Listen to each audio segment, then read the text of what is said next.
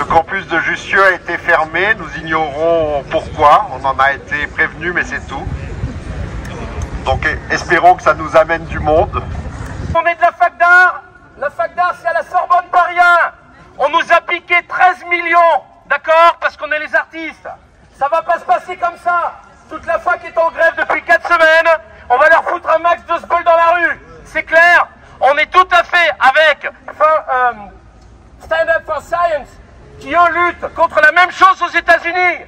La LRU nous a piqué de l'argent. En gros, la LRU en 2009, c'était t'as une fac, démerde-toi. Si moi je dis à ma fille, démerde-toi, tu es autonome, ça veut dire que je lui donne plus rien. Ça, c'est 2009. Le traité de Bologne, les lois sur la LRU. Vous avez entendu parler? C'est pour ça que toutes les facs ont été mises en faillite en France. Là, ça continue. On a un administrateur à Paris 1 qui est un administrateur qui a coupé tous les budgets. Il est directement piloté par le gouvernement. Il en a rien à foutre des profs, rien à foutre de la collégialité scientifique, rien à foutre des labos. Eux, leur truc, c'est des tableaux XL avec du pognon derrière. Et le pognon, on sait où il est. Bolloré a 350 millions d'euros à payer. Il ne les paiera jamais. Regardez dans le Canard de la semaine dernière. Marine Le Pen vient de voler 4 millions d'euros. On ne sait pas où ils sont. Ça veut dire que tout ça, c'est pris sur la recherche, c'est pris sur les labos. Et le dernier acte de tout ça, eh ben c'est ce qui se passe en Hongrie. Tu sais comment ça se passe concrètement un cours en Hongrie avec Orban? Eh ben t'as une chaise dans chaque couloir. Et sur chaque chaise, t'as un connard qui raconte ce que tu fais. D'accord? Et c'est-à-dire qu'il vient de dénoncer. Ma belle-fille, elle est à la fac de Providence. Ils viennent de jeter tous les gens qui font de la recherche sur le climat. Tous les gens qui s'occupent des océans, les océanographes, les gens qui s'occupent des banlieues noires où il y a du sida, qui avaient des millions pour la recherche, parce que c'est là que ça merde. Et ben ça, c'est coupé aux États-Unis. Ce qui se passe en France, en douce, c'est ce qui se passe aux États-Unis, au cas où vous n'auriez pas compris. Donc soit on se soulève, soit on se baisse, c'est tout. Soit on déprime dans nos labos tout seul. Donc si on s'unit, on peut les faire plier. L'argent, il y en a, comme on dit, dans les caisses du patronat. D'accord? Le crédit impôt recherche, c'était quoi? C'était, et c'est toujours, mon frère, il est chef d'entreprise, et je vais vous dire, on a vu arriver des millions sur nos comptes, et le comptable m'a dit, c'est quoi ce bordel? On n'en a pas besoin. D'où il vient cet argent? C'est la mafia qui nous le donne, ou c'est de l'argent sale? Non, c'est le crédit impôt recherche. Ça veut dire quoi? La recherche, elle se fait plus dans les labos, elle se fait dans les entreprises. Et vous savez ce que c'est que les entreprises qui font de la recherche? Ben, il y en a très peu. Ou alors t'es chez Google, et la recherche, tu l'as fait les heures, le soir.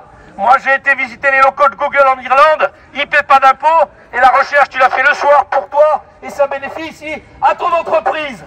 Une recherche qui n'est pas publique, ça aboutit à quoi? Ça aboutit à une recherche qui raconte ce que veut le dictateur. Sous Franco, ma belle-mère me racontait que dans les écoles, il y avait des écorchés. Et l'écorché dans les écoles, le cœur, il était placé à droite graphiquement. Ok? Là, on va vous raconter que la Lune est plate. D'accord? Et le cœur, maintenant, il est à l'extrême droite, il est plus à droite. Vous avez compris? Donc c'est Franco, tout ça. Ce qu'on voit revenir, c'est toute cette merde des années 30. Donc nous, en tant qu'intellectuels, en tant qu'artistes, en tant que chercheurs, ici, il y a des gens qui sont des médailles Field, il y a des gens qui ont des médailles du CNRS. Ces gens-là, ils ont fait quoi? 30 ans, 40 ans de recherche pour ça? Non mais quoi? Les nouveaux forums, vous savez ce que c'est? C'est comment encore enseigner sous un gouvernement autoritaire. C'est-à-dire qu'on va lister des éléments de langage comme Trump l'avait fait, pour se la fermer le plus possible et pour garder nos crédits. Mais c'est quoi cette course à l'échalote? C'est un truc de mafieux. Moi je viens de Corse, je vous dis comment ça se passe. T'as une boutique, les mecs ils arrivent, tu dois toucher le pizzo. C'est-à-dire tu dois leur donner entre 25 et 50% de ton fric. Si tu le fais pas, j'ai connu un jeune à Ajaccio de 20 ans, ils lui ont fait un seul avertissement et ils l'ont flingué. Vous avez compris? Et ben Trump, qu'est-ce qu'il est en train de faire? Il est en train de faire le pizzo planétaire. Tu vas me payer 25% de droits de douane parce que c'est moi le boss de la mafia. Il se prend pour Totorina ce mec ou quoi? On n'a jamais eu des états mafieux en Europe. Donc nous on va résister. On a eu la Révolution française. Et la Révolution française, elle dit quoi? Elle dit qu'il n'y a pas de sang bleu. Elle dit que n'importe qui peut être chercheur. Elle dit qu'il n'y a pas de prolos et de gens qui sont de race supérieure. Qu'on n'est pas dans le système des castes en Inde. Ça, c'est l'ancien régime. Et ben ces mecs-là, ils veulent te faire retourner là. Le plus puissant, le plus pognonneux, et ben il fait ce qu'il veut. et ils contrôlent la vérité. Vous comprenez le problème? C'est la vérité qui est en jeu là. Voilà où on en est. Donc soit on se lève, soit on se couche. Alors moi j'ai pas pu venir à la première manif, j'étais en déplacement ce jour-là, mais ça avait l'air d'être un super moment. Et aujourd'hui, qu'est-ce qu'on attend? Bon, déjà il y a deux niveaux que je vois, il y a le soutien déjà aux collègues américains, c'était un peu le point de départ de ce mouvement par rapport aux attaques que subissent les sciences en général en ce moment. Et aussi l'inquiétude par rapport à des prémices qu'on voit en France aussi. Donc on n'est pas au même niveau d'attaque contre les sciences, mais il y a quand même des signes assez inquiétants. Bon, à la fois sur les réductions des budgets, ça c'est très concret, très matériel, qui ont été énormes l'an dernier. Ça c'est sur le plan juste du budget global. Et après sur les attaques un peu plus idéologiques, on voit aussi monter de la part d'une partie de la droite et de l'extrême droite aussi. Bon, on a eu des attaques contre l'INRAE par exemple, même contre le CNRS, avec l'idée que voilà, bon, finalement les gens qui pensent ça sert à rien, il faudrait supprimer tout ça, quoi. C'est un peu toutes ces raisons là qui font qu'on est aujourd'hui, on se sent voilà, c'est nécessaire de montrer qu'on n'est pas d'accord. Et vous avez des échos, vous, personnellement, des collègues, des gens que vous connaissez, ou des projets qui ont été annulés par rapport aux États-Unis? Oui, on en a eu. Alors moi je suis dans un domaine, c'est la physique quantique, donc qui n'est pas tellement attaqué pour des raisons vraiment très idéologiques, comme ça construirait un discours qui irait contre l'idée de la grandeur de l'Amérique ou je ne sais quoi. Mais c'est vraiment des coupes budgétaires assez importantes sur des labos de recherche fondamentale qui font ce qu'on appelle la métrologie, donc ils fabriquent des horloges extrêmement précises, où ils ont en 2 ans vu leur budget diminuer d'un quart quasiment, et voilà, c'est des licenciements assez importants. Et ça, voilà, ça fait, en fait, comme toute la recherche est quand même très mondialisée, ça affecte des collègues un peu partout. Quels moyens de lutte vous entrevoyez en dehors de la journée d'action d'aujourd'hui, qui, on espère, va être un succès? Bah, il y a plein d'échelles. Après, ça dépend à quelle échelle on se place. Là, si on se place à l'échelle de mon labo, pour l'instant, on essaie de s'informer déjà. On n'a pas forcément beaucoup de moyens pour accueillir des chercheurs ou quoi, parce qu'il n'y a pas forcément pas d'argent qui tombe du ciel pour faire ça. Après, bah, moi, je suis engagé dans des groupes militants un peu en dehors, comme les scientifiques en rébellion, où on essaye d'aller porter un discours dans les médias, défense des sciences, alors principalement sur les questions écologiques dans l'ensemble, pour que les constats qui sont faits soient plus inclus dans les politiques publiques. Voilà, c'est la mode d'action. D'accord. Merci beaucoup. On n'a pas eu un poste en plus depuis 10 ans. Voilà la réalité. Donc nous sommes ici pour dire que nous défendons la science et le savoir partout, les scientifiques partout, y compris en France. Merci. Moi je suis peintre et je suis aussi maître de conférence en théorie de la peinture à la Sorbonne, à la Fac des Arts, depuis 20 ans. Est-ce que vous pouvez m'expliquer pourquoi vous êtes là aujourd'hui? Eh ben, on est là aujourd'hui parce qu'on nous a simplement volé 13 millions d'euros sur le budget qu'on nous a annoncé. On nous a mis une tutelle sur la fac parce qu'il y a eu un problème sur les élections étudiants, pour ensuite nous annoncer qu'il y avait 13 millions qui avaient disparu. Ça veut dire quoi? Ça veut dire que nous, le matériel du labo de sérigraphie, il est déjà cramé pour l'an dernier. Le matériel du labo photo, il n'y en aura plus. Le matériel en peinture, il n'y en a plus. Le matériel dans toutes les disciplines, en fait, des jeunes qui viennent de milieux populaires peuvent s'initier à l'art et devenir prof d'art plastique, souvent en banlieue. Et ben c'est tout ça, c'est fini. Donc ça veut dire quoi? Ça veut dire que les gens, ils pourront plus ni s'orienter vers des études d'art, ni s'orienter vers des études d'enseignement de l'art. Ça veut dire que c'est ce qu'on attaque, le premier budget, c'est l'art en général. Mais il ne faut pas croire que c'est quelque chose qui est complètement tiré de nulle part. Il se passe la même chose aux États-Unis. J'ai une belle fille qui est chercheuse, ils viennent de virer tous les gens qui font de la recherche océanographique. Pourquoi? Parce qu'ils pourraient dire des idées qui ne sont pas celles de Donald Trump. Pareil pour les gens qui font de la recherche, il y avait des millions pour faire de la recherche sur le sida dans les quartiers noirs. Et bien, ces recherches, les gens étaient lourdés du jour au lendemain. D'accord? Ça veut dire quoi? Ça veut dire que quand on enlève la recherche, on enlève ça pas simplement des fleurs dans les bassins bacs à fleurs dans les villes. Non, c'est pas de la déco qu'on enlève. Quand on commence à s'attaquer aux arts, quand on commence, ça remonte.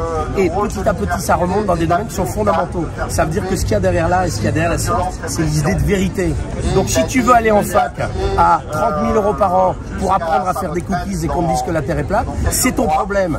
Tu auras des copains de bourge qui penseront la même chose. Mais ça n'a jamais été la science. Galilée, des gens comme ça, et pourtant elle tourne. Et pourtant elle tourne. Voilà. Et bien pourtant le climat il est en train de pourrir. Vous voyez ce qui se passe? Donc quand on s'attaque comme ça, mais on ne le voit pas parce qu'en France, on ne fait pas, on n'a pas un guignol de Barnum comme Donald Trump. Hein, on n'a pas un psychotique délirant au pouvoir. En France, on a un type qui est en train de faire ça tranquillement. Alors il vous dit oui, c'est pour l'armée. C'est pas vrai. Bolloré a 350 millions d'euros de dette qu'il n'a pas payé au fisc. Avec l'aval du gouvernement, le Canard l'a révélé il y a une semaine. D'accord? Marine Le Pen a détourné 4 millions d'argent public. Pour qui? Pour les étudiants? Pour les chercheurs? La recherche, écoutez, même si vous voulez gagner une guerre, on n'a jamais vu un pays qui a une mauvaise recherche et qui gagne des guerres. Ça n'existe pas. Donc ça veut dire que cet argument militariste, il est stupide.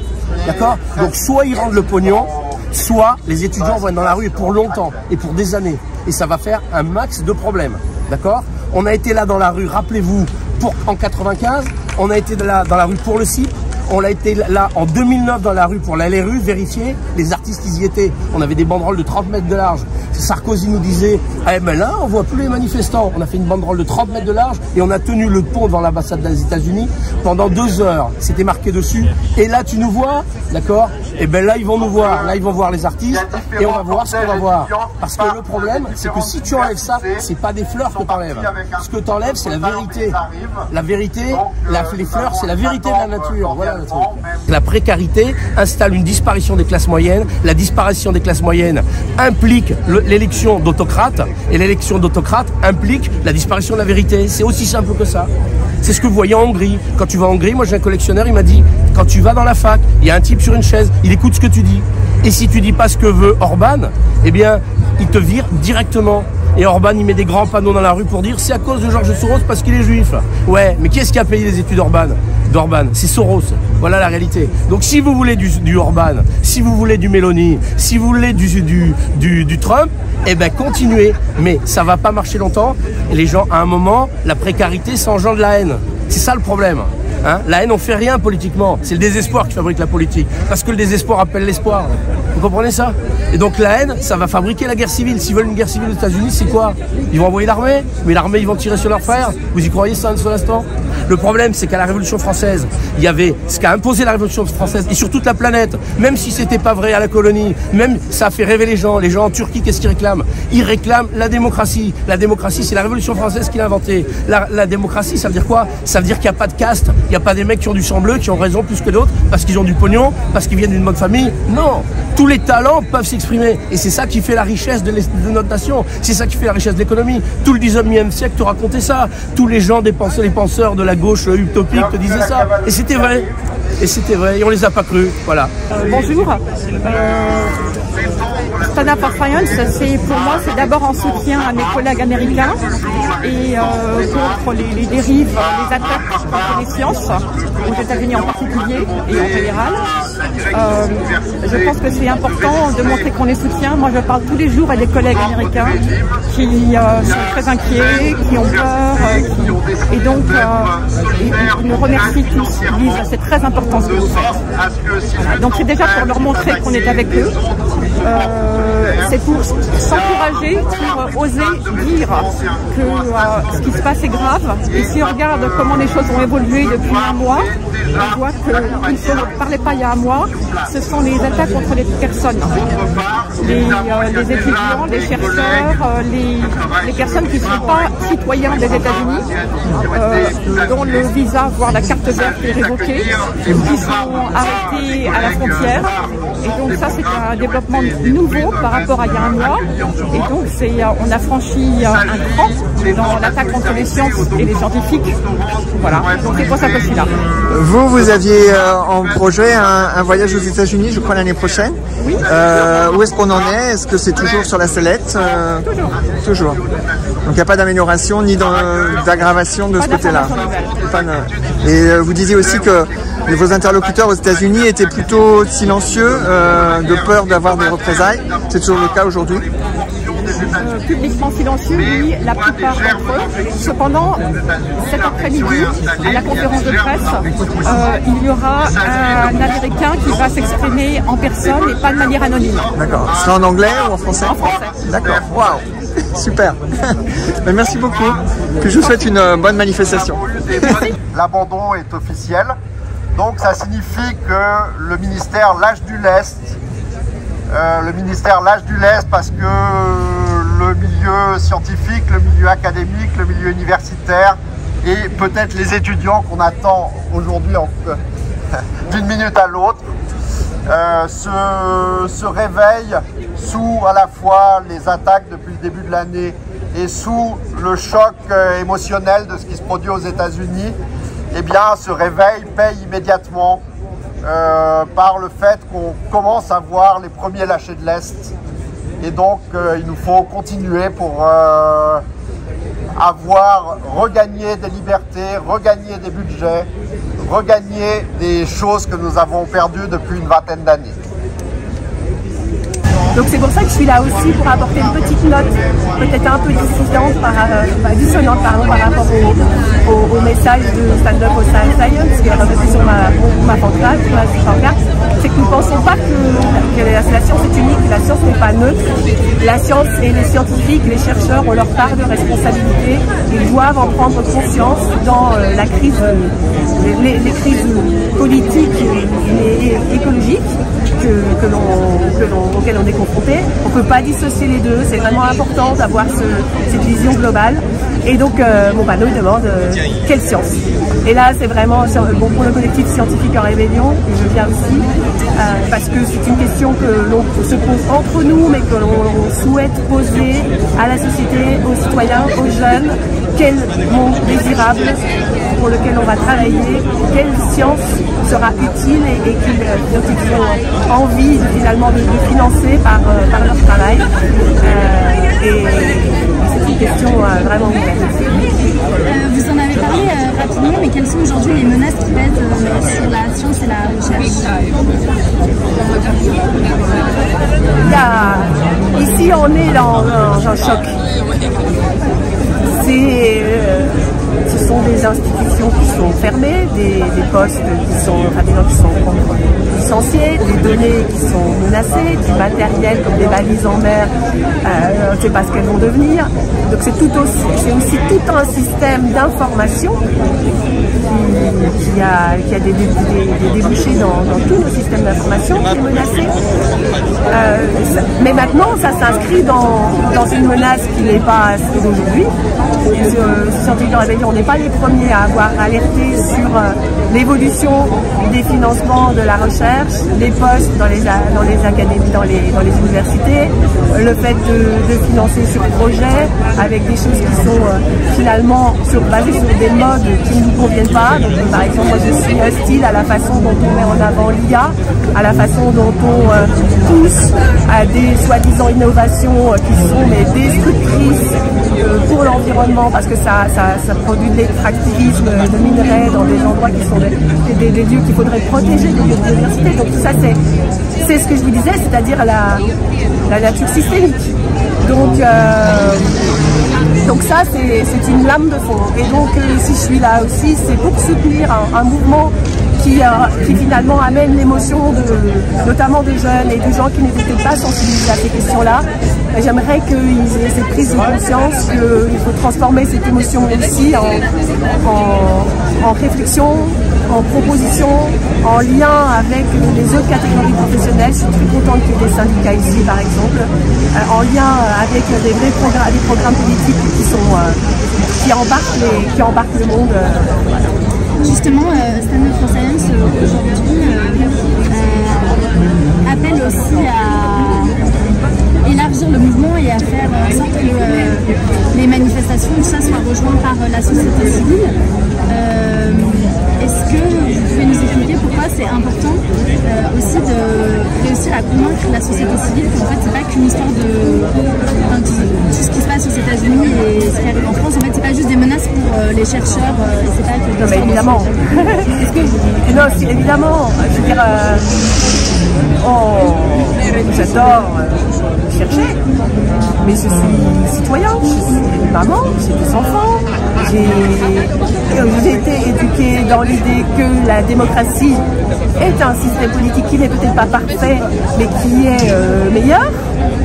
Mais ça ne marche que si les gens sont éclairés, c'est-à-dire qu'ils ont le temps, la possibilité de s'informer, qu'ils ont cette envie de s'informer, qu'il y a des lieux de débat et que ça découle sur des projets de vivre ensemble. Alors aujourd'hui, le mot politique est parfois diabolisé. Donc pour moi, ici, on l'a vu, on le voit dans le contexte français, on le voit dans le contexte international.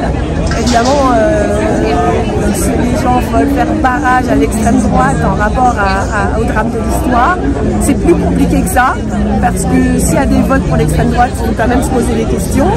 C'est aussi parce qu'il n'y a pas d'alternative à des demandes. Et à ce niveau-là, il y a de la modestie à avoir, mais il y a aussi le fait que cette cohésion, elle aille au-delà des discours qui seraient dans l'émotion de l'instant. Donc il faut que ça se traduise dans des actes et dans l'acceptation, on appelle ça un peu une déconstruction. C'est-à-dire qu'il faut accepter qu'il y ait des éléments de déconstruction, même quand on croit qu'on est bien pensant, qu'on a notre pays, qu'on n'est pas raciste, qu'on n'est pas colonialiste, qu'on n'est pas patriarcal, il y a quand même souvent des choses un petit peu à déconstruire afin de pouvoir faire cohésion et entendre les problématiques. C'est quoi le message que vous aimeriez que la société civile comprenne aujourd'hui? Alors le message que j'aimerais que les gens entendent, c'est qu'il n'y a pas loin à chercher pour savoir quels sont nos fondamentaux. Je veux dire les liens nos fondamentaux, l'alimentation, l'éducation et la santé. Et donc c'est ça qui est prioritaire et il faut se rassembler autour de ça. La suite, il faut faire attention aux démagogies sur soi-disant toutes les contraintes d'un système économique. On le voit ici, un fou peut tout perturber, qui va peut-être permettre l'effondrement de quelque chose que je souhaite aussi. Le problème, c'est qu'il faut casser. Comment est-ce qu'aujourd'hui,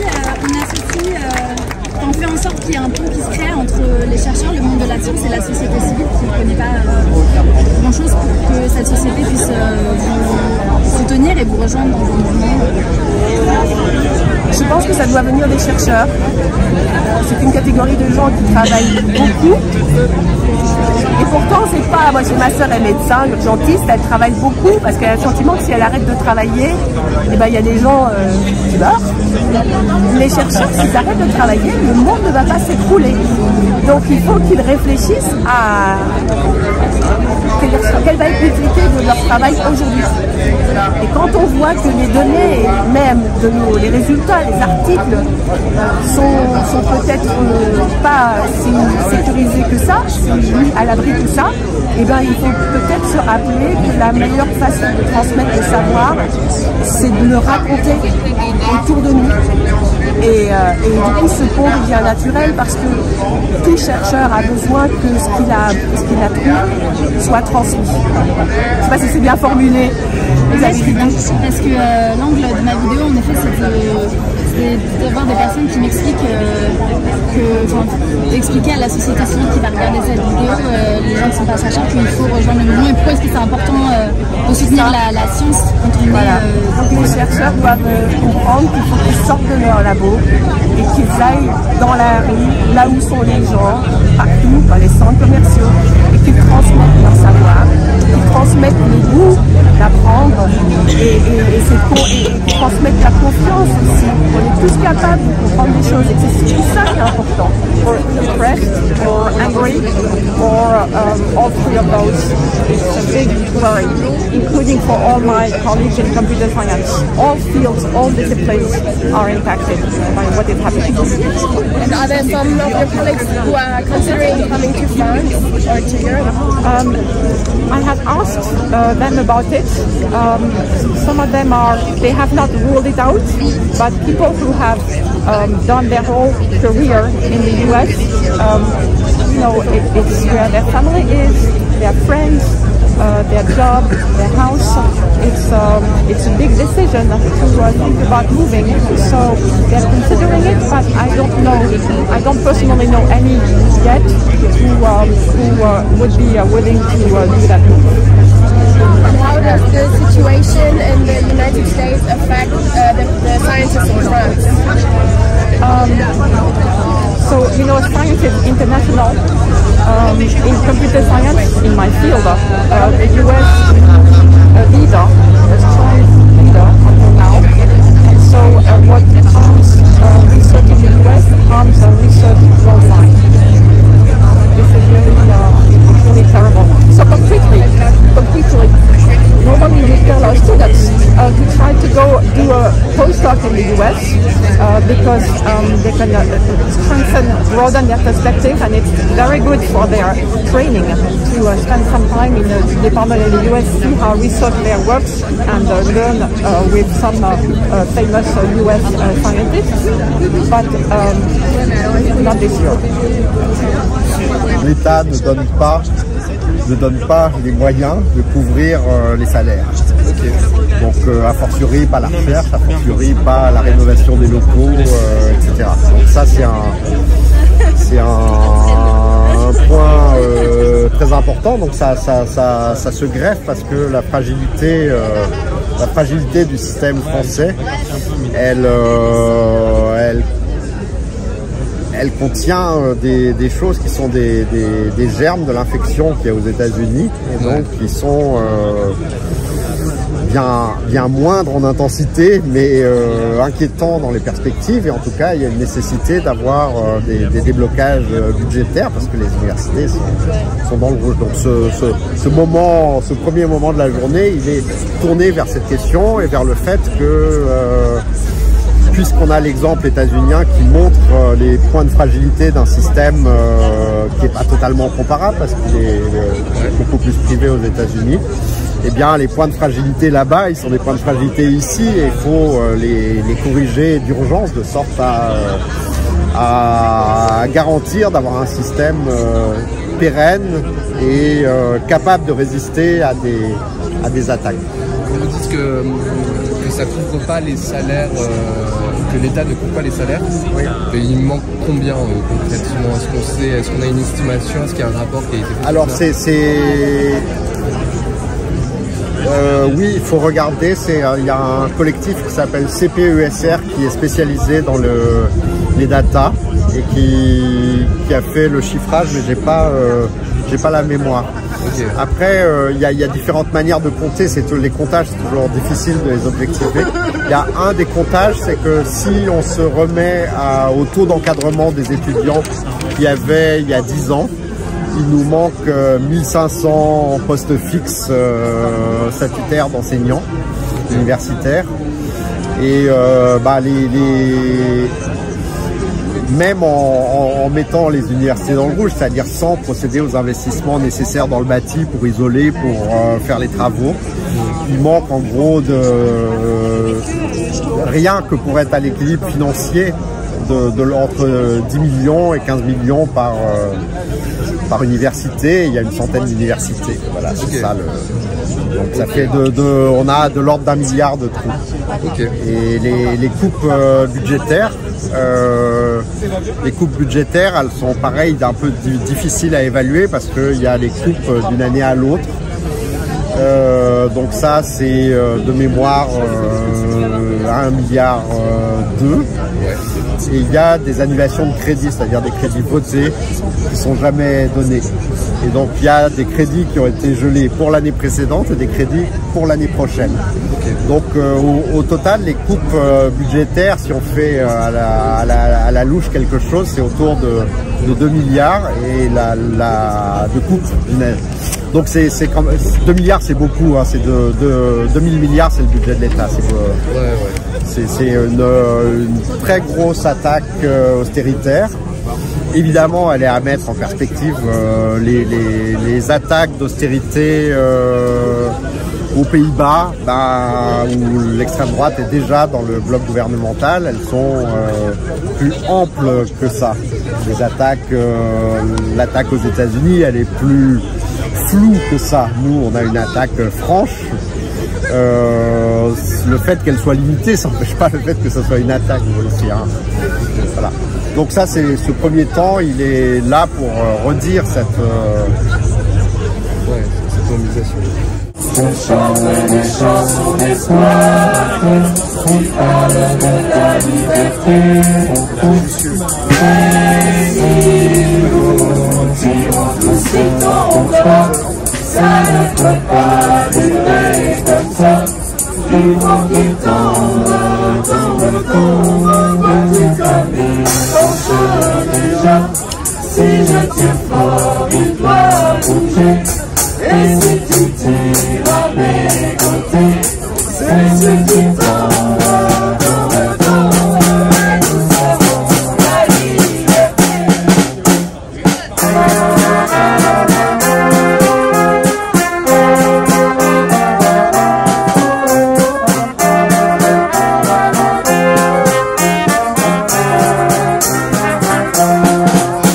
Vous, du coup, est-ce qu'à un moment vous aviez envisagé éventuellement de partir aux États-Unis plus tard dans votre future carrière et est-ce que là du coup peut-être moi quand j'étais plus jeune, je sais que mon père il y allait quand il était plus jeune pour faire ses études, donc pourquoi pas.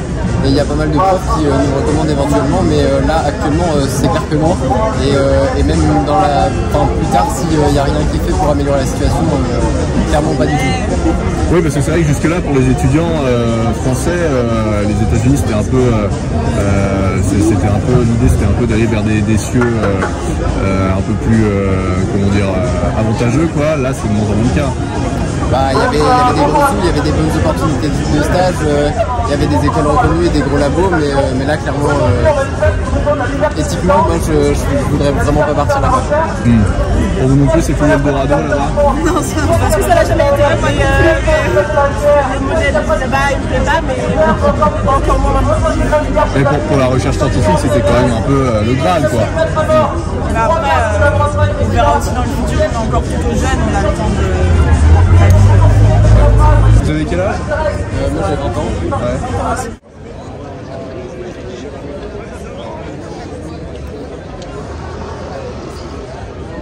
Un nombre d'attaques sur, il est bon de rappeler, sur toutes les agences qui, aux États-Unis, s'occupent de régulation environnementale, régulation climatique, des attaques contre la diversité et des attaques contre l'université en général. Donc, Stand Up for Science, c'est d'abord ce mouvement de solidarité qui demande ici à avoir tout un spectre d'aménagement qui vont du soutien à la résistance au sein des universités états-uniennes, l'hébergement de programmes qui ont été abandonnés, programmes climatiques, programmes de surveillance des océans, etc. Et puis d'accueil des doctorants qui ne peuvent plus être financés, d'accueil des scientifiques qui vont être contraints de s'exiler. Donc ça, c'est une des composantes. Et la manifestation, elle est tournée vers les étudiantes et les étudiants. C'est la première partie d'une journée en 3 volets à Paris. Et donc on attend les étudiants qui sont partis de leurs universités qui vont nous rejoindre. Donc on espère avoir un petit peu plus de monde dans un instant. Pour autant, dans le milieu universitaire, les chercheurs ne descendent pas très souvent dans la rue. C'est un milieu qui est plutôt prudent dans son expression, modéré, qui parle en sciences. Donc on a un moment très particulier et la jonction avec les étudiants est importante pour nous. Donc on se satisfait de la mobilisation telle qu'elle est. Il y a un soutien dans la communauté qui est beaucoup plus fort que le fait de descendre dans la rue et pas un réflexe naturel de notre milieu.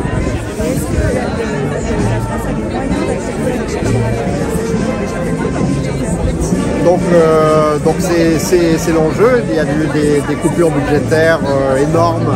Donc toutes les universités françaises sont dans le rouge. Donc de ce point de vue, la question est bonne. On a déjà financé la marche normale des universités, on en est loin. Le budget cette année a été très largement amputé avec à la fois une baisse des crédits et des annulations de crédits, c'est-à-dire des crédits votés qui ne sont pas distribués. Ça représente un peu plus d'1,5 milliard en euros constants, donc c'est des grosses baisses budgétaires. Donc de ce point de vue, accueillir les programmes qui sont menacés aux États-Unis, ça demande un nouvel effort de Bercy. On peut penser que le ministère lui-même n'a pas de réserve s'il n'y a pas une volonté au sommet de l'État de prendre conscience de l'importance de l'université et de la recherche pour la démocratie en général, pour notre société, pour affronter les crises qui arrivent. Donc la demande, elle est là pour l'instant, il n'y a pas un euro de débloqué à notre connaissance. Vous savez que ça s'accélère et que vous avez espoir que ça puisse s'accélérer rapidement? L'objet d'une mobilisation, c'est évidemment que ça s'accélère, mais surtout qu'on n'ait pas des formes de récupération qui ne soient pas tournées dans la réalité et l'ampleur du problème aux États-Unis et en France aussi. Donc il y aura une surveillance de chaque instant des moyens qui seront mis derrière les annonces et que le président de la République fera une annonce, j'imagine, prochainement, plutôt que le ministre. Et évidemment, on aura un regard critique sur la réalité des annonces et sur le fait que l'exécutif et le président de la République comprennent bien la dimension d'effondrement complet du système américain, de la démocratie derrière, de l'ampleur des attaques, mais aussi de la fragilisation du système français qu'on lui doit en partie. Parce que les universités ne vont quand même pas fermer. Pour l'instant, on dirait que c'est la méthode Trump, c'est un peu de leur faire un bras de fer à la dure pour les forcer à réfléchir les choses, mais qui vont quand même avoir leur impact sur quelque chose. Alors, le système états-unien est en grande partie privé, mais sous financement public. C'est un système dans lequel les projets scientifiques contiennent une partie qu'on appelle overhead, les coûts d'environnement, et c'est ça qui fait vivre les grandes universités. Et c'est là-dessus que se porte l'attaque pour discipliner les universités. Donc Columbia, la semaine dernière, a vu son budget amputé de 400 millions. On va voir ce que ça représente, 400 millions, c'est 3 ans d'une université française, hein. C'est un budget énorme. Je pense qu'ils ne le récupéreront jamais, mais ils ont été disciplinés en ce sens que la présidence de Columbia a accepté les données. Maintenant, depuis quelques jours, il y a une résistance qui s'organise. On a vu à Harvard une demande des collègues massive que la direction de Harvard résiste. On a vu hier Princeton qui fait un mouvement de résistance très original. Il cherche des financements pour des investisseurs pour pallier au désinvestissement fédéral. C'est un mouvement qui est assez intelligent pour que les financeurs démocrates suppléent au financement et pouvoir résister. Et puis on a vu avant-hier une dizaine d'universités qui ont décidé de se porter solidaires les unes des autres, c'est-à-dire que si l'une est attaquée financièrement à des fins pour les discipliner, pour qu'ils mettent en œuvre la fin des programmes de diversité, pour qu'ils mettent en œuvre la fin des programmes qui sont au contact de la société, qui touchent le climat, les régulations agro-industrielles, qui touchent tout ce qui, dans le savoir, importe directement pour la société, et bien qu'ils aient les moyens de résister financièrement par un système de solidarité. Donc c'est en train de s'organiser, et de ce point de vue, notre rôle aussi, nous qui avons une société qui a des défenses immunitaires beaucoup plus fortes. Il y a une tradition de contestation civile en France quand aux États-Unis Les États-Unis ont une société beaucoup plus individualiste, donc ça se ressent par le temps qu'il a fallu pour voir les premiers temps de contestation, quand ici la contestation est vive par tradition. Et donc notre devoir, c'est d'accompagner aussi la résistance là-bas. Il n'est pas question de se limiter à accueillir une poignée de stars en exil. On ne peut pas abandonner des générations d'étudiants à avoir des programmes coupés. Maintenant, les attaques s'étendent aussi au milieu de la culture avec l'attaque contre le Smithsonian Institute, de sorte à refaire une histoire falsifiée et la propager par les moyens des musées. Enfin, c'est une attaque qui est complète contre la démocratie primordialement, les minorités et les femmes évidemment, mais aussi tout ce qui touche au fait de pouvoir dire du vrai sur la société. Donc de ce point de vue, oui, c'est un effondrement systémique, c'est une attaque systémique avec une vitesse, un accéléré. L'une des composantes du pouvoir états-unien, qui sont les accélérationnistes, eh bien, ont planifié le fait de déborder toutes les défenses militaires de la société en allant très vite dans des attaques qui sont pluriquotidiennes. Donc, de ce point de vue, notre rôle est à la fois solidaire et à la fois ici. Maintenant tout le monde voit l'exemple des États-Unis, eh bien, tout ce qui sont des points de fragilité de notre système vis-à-vis d'attaques autoritaires doivent être corrigés très vite. Et donc, évidemment, il y a un appel au sommet de l'État, il y a un appel au gouvernement, de sorte à prendre la mesure, à la fois des mesures qui ne sont pas d'ordre économique, qui sont des mesures de protection de la recherche, de protection des universitaires, de protection des agences de régulation. Et il y a une dimension budgétaire, c'est évident, parce que nos budgets sont à l'étiage. Bonjour Monsieur Larouturou, on est aujourd'hui à la deuxième journée de mobilisation de Stand Up for Science. Quelle est votre analyse de la situation? Pourquoi c'est important d'être ici? Et quelles solutions vous entrevoyez pour essayer de résister? Si je suis ici, c'est que comme beaucoup de citoyens, je pense qu'on a besoin de la science, on a besoin d'entendre les chercheurs et les chercheuses dans tous les domaines. Le dérèglement climatique s'aggrave, donc il faut encore plus de moyens pour la science climatologique. La crise sociale s'aggrave, il faut des moyens pour les sciences sociales. La crise politique s'aggrave, il faut de l'innovation politique, écouter les citoyens, réfléchir ensemble. Donc c'est vraiment ce qui se passe aux États-Unis est dramatique, on est tous sous le choc quand on voit ce que font Musk ou Trump, mais les moyens qu'on donne aujourd'hui aussi en France à l'université, à la recherche, sont insuffisants. On voit tous ceux qui font des thèses dans des conditions difficiles en France et qui après ça vont partir ailleurs parce qu'on n'a pas les moyens de travailler. On connaît tous des chercheurs et chercheuses qui sont à la limite du burn-out ou qui laissent tomber la recherche parce que c'est plus possible. C'est dramatique dans tous les domaines. Alors qu'on n'a jamais été aussi riche, les marchés financiers sont à des niveaux jamais vus. Donc il faut lutter contre l'évasion fiscale, il faut taxer, il faut mettre en place une taxe sur les rachats d'actions, une taxe sur les transactions financières. Il y a les moyens et il faut donner des moyens de façon pérenne à la recherche, à l'université et globalement à l'éducation. D'accord. Et est-ce que... Je regarde où, pardon, ça? Oui, non, c'est bon, vous pouvez regarder là. Et en fait, là, avec un des coordinateurs de Stand Up for Science aujourd'hui, on évoquait le sous-financement des universités. Est-ce que votre analyse de la situation en France est différente de celle des États-Unis? On n'est peut-être pas exactement encore à ce point-là, mais est-ce qu'il n'y a pas des signes avant-coureurs?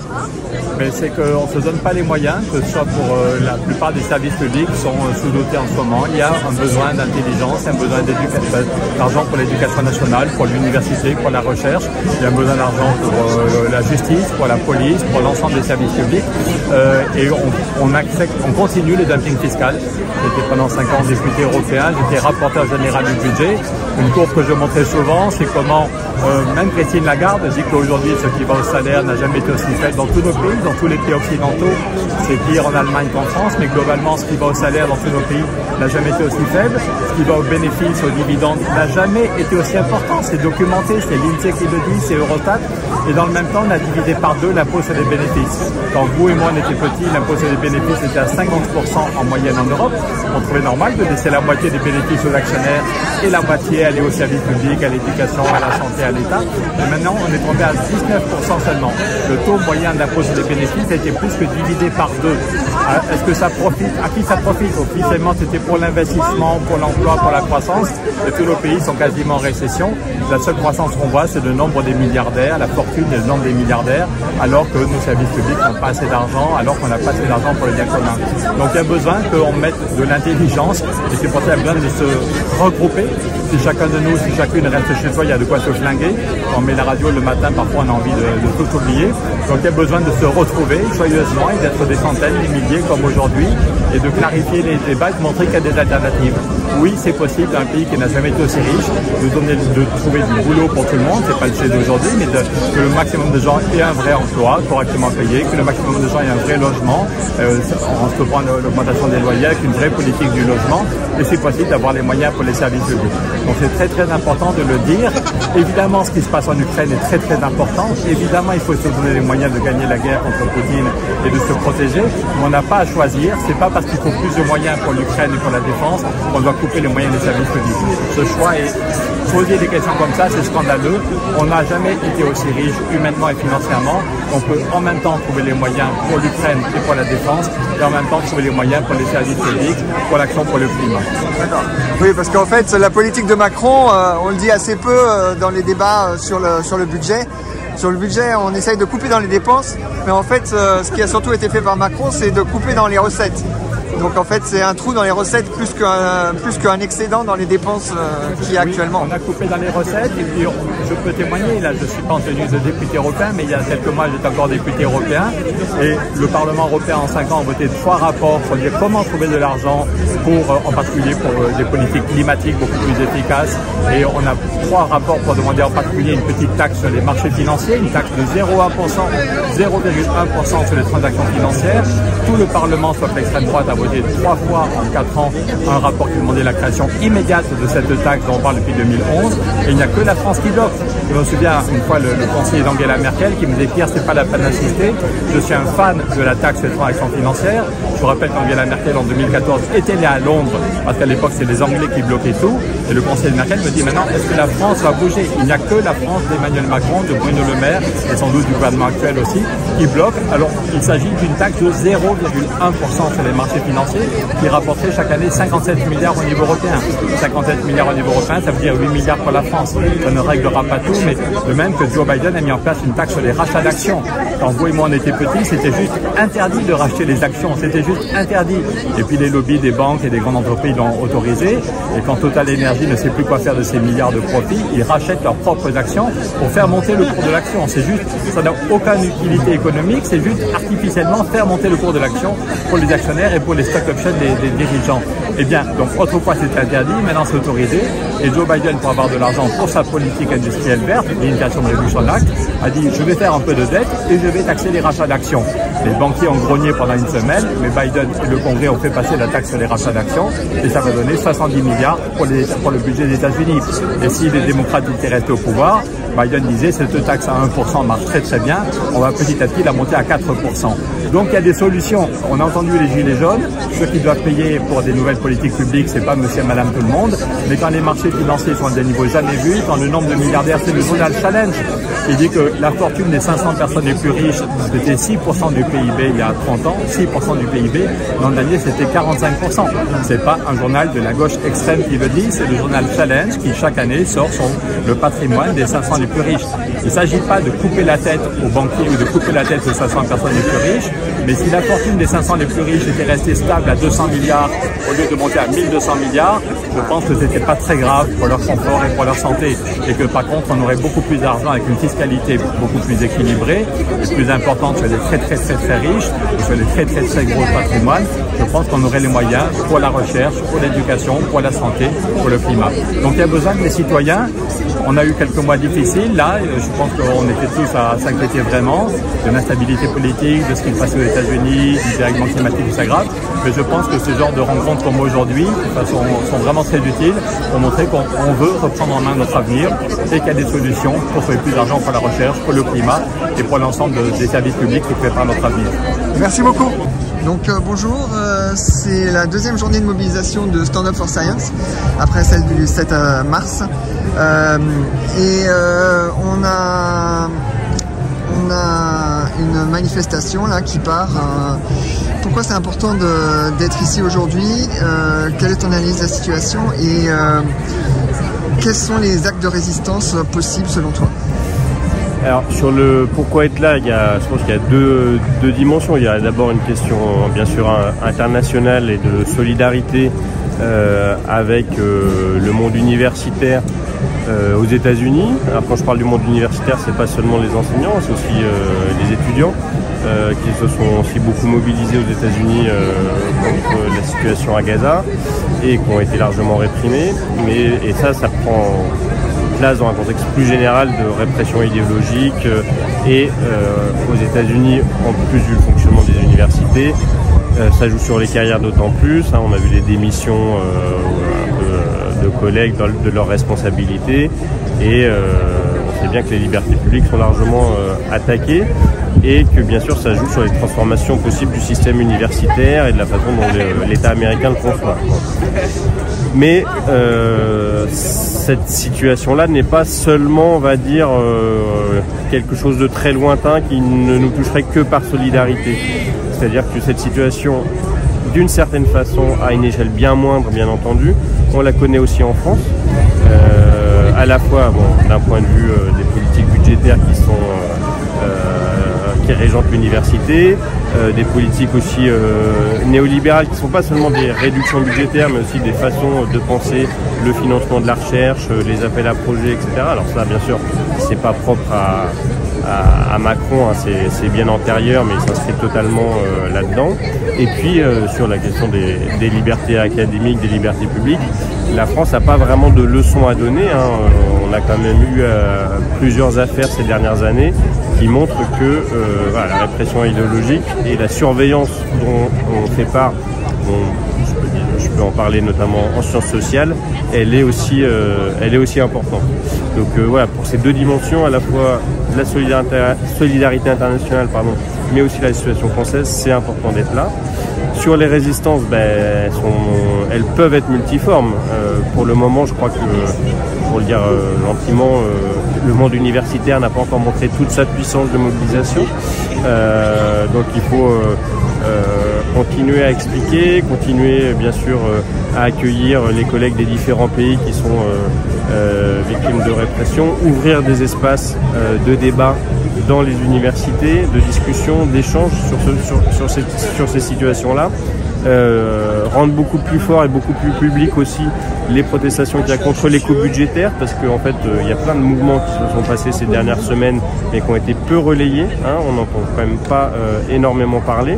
Et puis on sent aussi les inquiétudes pour les étudiants, hein, qui sont pas nouvelles sur les questions de précarité, mais avec quand même des moments où le monde universitaire, leur avenir à eux semble aussi très compliqué, hein, dans une situation globalement qui est inquiétante. Hein. Donc ça, il faut arriver non pas à ce que chacun le garde pour soi, mais qu'on en fasse aussi des éléments de collectif et de résistance. D'accord. Et est-ce que ton cas particulier, tu es un scientifique ou tu viens juste en soutien? Moi les deux, alors moi je suis responsable d'Attaque France, mais je suis par ailleurs, je travaille à l'université. Je suis sociologue et voilà, tous ces enjeux-là, bien sûr, c'est des enjeux dont les sciences humaines. Dont on discute. Ça joue sur plein de petites choses. Ça joue sur les financements pour les contrats doctoraux, par exemple, pour les futurs chercheurs. Ça joue sur la façon dont certaines filières vont être privilégiées plutôt que d'autres. Et nous, bien sûr, en tant que sciences sociales, on n'est pas là pour jouer la concurrence entre filières et dire que, en fait, il y a de la place pour tout le monde à l'université. Ou en tout cas, il devrait y en avoir. Merci beaucoup. Je t'en prie.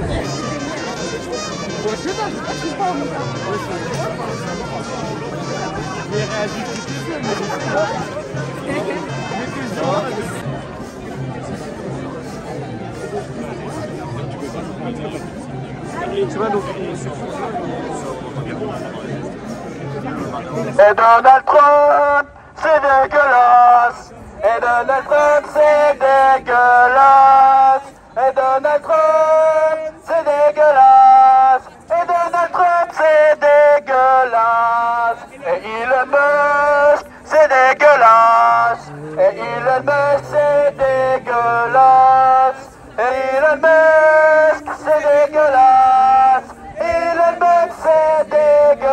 dégueulasse. Maintenant en France. Et Darmanin, c'est dégueulasse. Et Darmanin, c'est dégueulasse. Et Darmanin, c'est dégueulasse. Et Darmanin, c'est dégueulasse. Et Retailleau, c'est dégueulasse. Et Retailleau, c'est dégueulasse. Et Retailleau, c'est dégueulasse. Et Retailleau, c'est dégueulasse. Et Bolloré, c'est dégueulasse. Et Bolloré, c'est dégueulasse. Aurore Berger, c'est dégueulasse. Aurore Berger, c'est dégueulasse. Aurore Berger, c'est dégueulasse. Aurore Berger, c'est dégueulasse. Et même Bayrou, c'est dégueulasse. Et même Bayrou, c'est dégueulasse. Et même Bayrou, c'est dégueulasse. Et même Bayrou, c'est dégueulasse. Surtout Macron, c'est dégueulasse. Surtout Macron, c'est dégueulasse. Surtout Macron, c'est dégueulasse. Surtout Macron, c'est dégueulasse. Marine Le Pen, c'est aussi dégueulasse. Marine Le Pen, c'est dégueulasse. Marine Le Pen, c'est dégueulasse.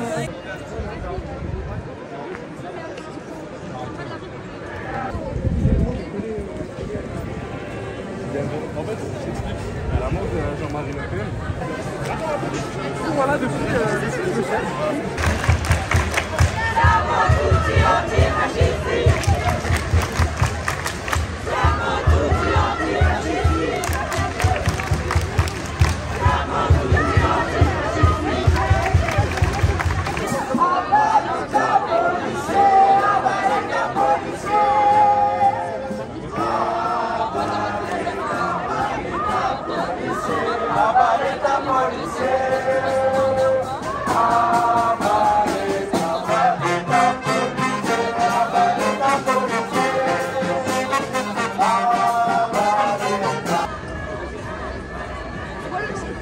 Des pépettes pour la planète, on nique la dette. Des pépettes pour la planète, on nique la dette.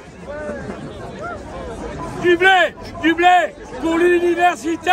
Du blé pour l'université. Du blé pour l'université. Du blé pour l'université. Du blé pour l'université. Du blé pour l'université. Du blé pour l'université.